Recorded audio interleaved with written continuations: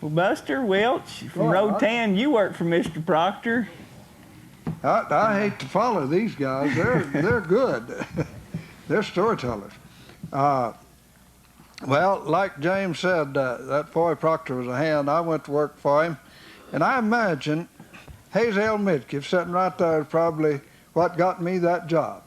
She'd haul me out and help her, and I'd ride colts, and she'd brag on me what a good hand I was on a horse. And so I tried that school about all I wanted, and I saddled up one night and tied everything I had on the back of that old, he's an old 3 Lynx horse that Foy and them brought back from Arizona, and I bought him off Frank Midkiff. Boy, he could buck. And I'd rode him into town and kept him there and fed him and tried that school about a month, and he got fat. Man, he had that saddle just stood right up that night, and I led him off there, and I led him across the railroad track because he'd bawl when he'd buck, and bucked me off a lot of times, you know. I got on him, and man, I had on a wool coat, ducking wool, inside wool coat, and had buttons, double buttons, and it was cold. I was over that saddle horn picking his mane, but I finally got him rode, but he tore all the buttons off that coat. And I rode south all night into the coldest south wind, I believe, and the south wind can be cold, you know, it's got moisture in it. And I'd gather this little old coat up, and every now and then something spook him, and he'd buck a little, and I'd have to turn that coat loose, you know. And I got along good till about daylight. The next morning, I'm going down the road, and there was an old fellow had a dairy down there, Mr. Long.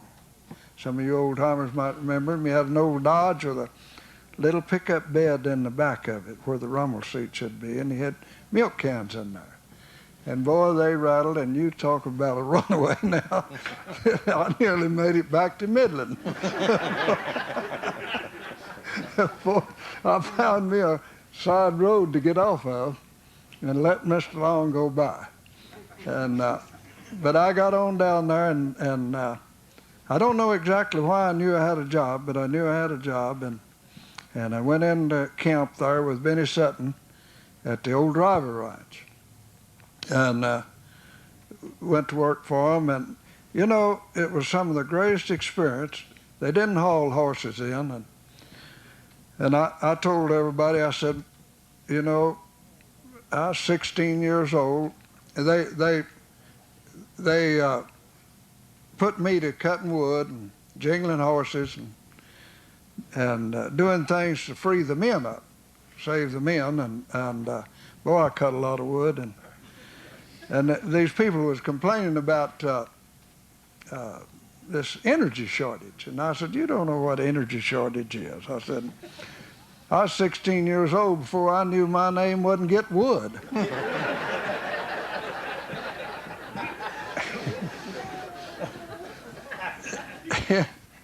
You know, boy, like James said, they run a good outfit. And I'll tell you what I liked about Foy.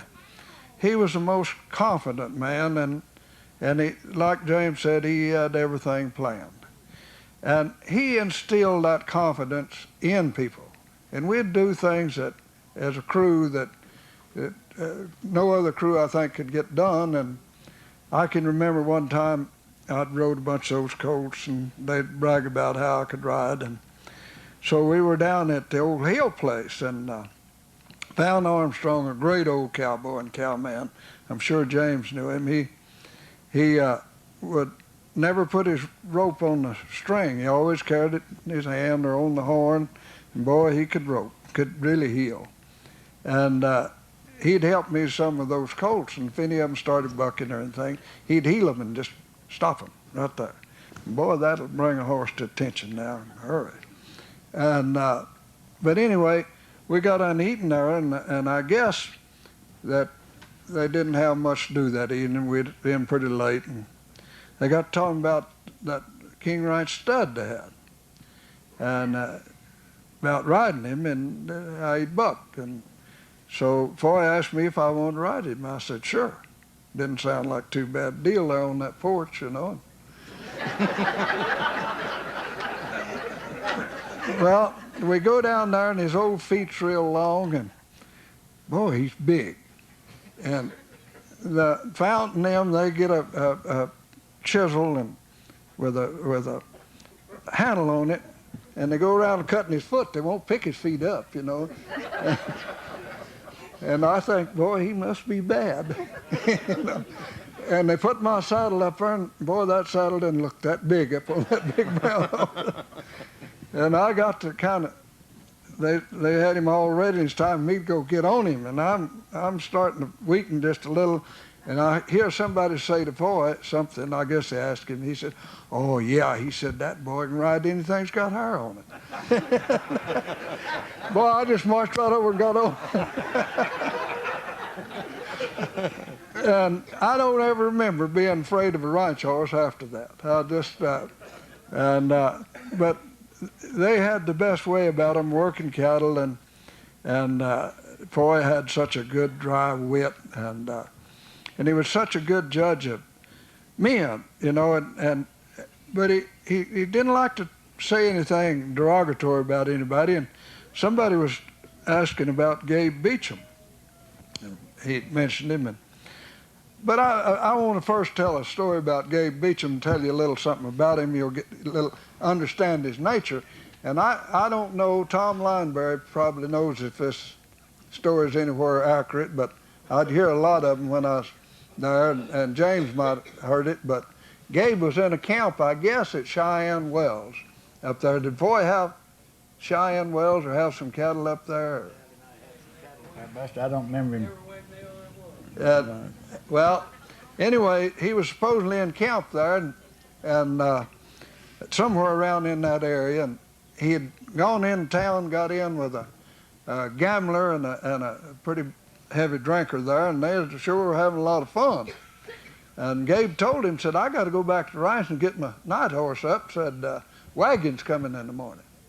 And so they go out there, and of course, them little old foot traps was all growed up in brush, you know, and those old night horses would get smart. All of you dealt with them. They'd run around you, you know, and so people would take a shotgun and they'd sprinkle them, you know, and boy, you could take a stick then, walk out there, and they'd run over you getting in that corral.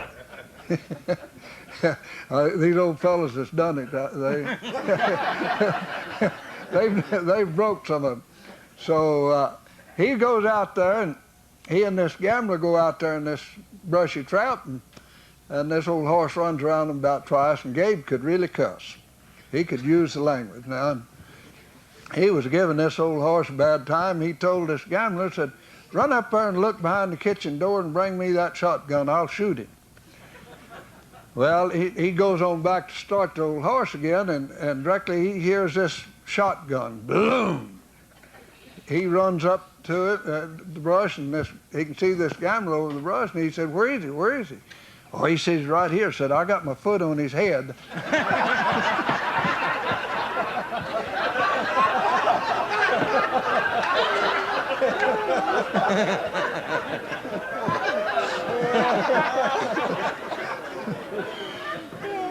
So that'll tell you a little bit about Gabe's nature. Somebody asked Foy about him one time, and I remember he said, "Well, Gabe was real careless." And they said, "What do you mean, Mr. Proctor?" "Oh, well," he said, "I remember one time the wagon was camped somewhere, and said, it was coming up a cloud, and said, the horses all laying down.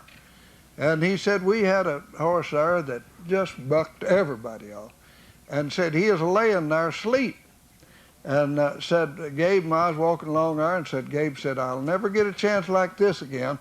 Said he just run, grabbed this old horse mane, and he come up and said Gabe was just hanging him in him. Said he rode him about 4 jumps, and off he goes on his head. Said, now that's careless.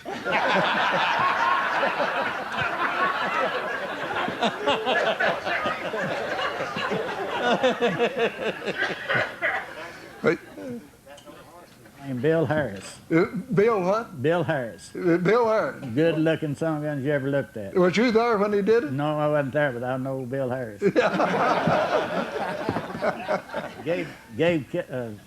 Foy let Gabe write him a lot.